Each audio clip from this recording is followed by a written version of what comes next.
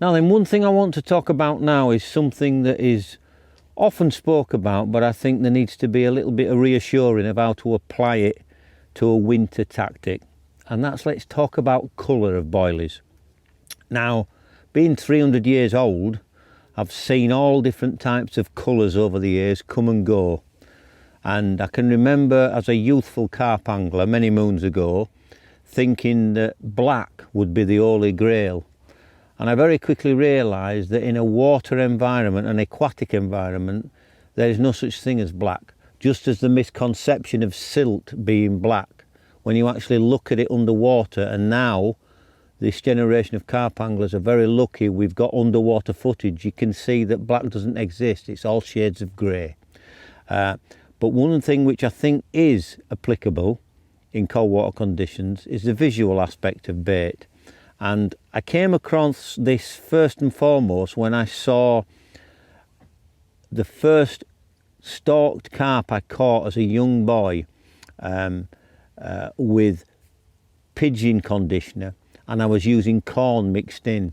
And what I saw was the carp would come in and they would individually pick the yellow grains of corn.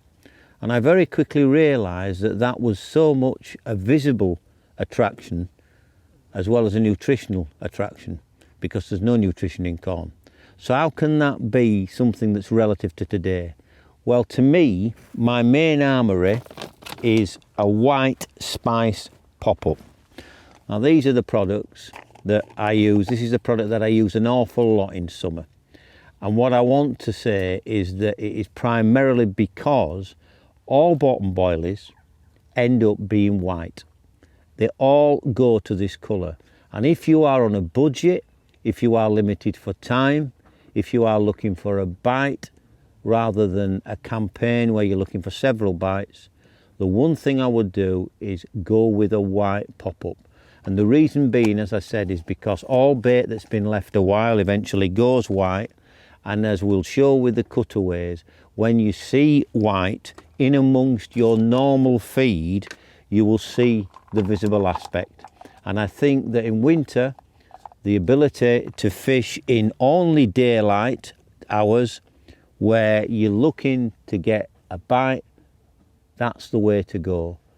Don't try and match the hatch in winter. Try and go down the simple route of having your hook bait standing out from your loose feed.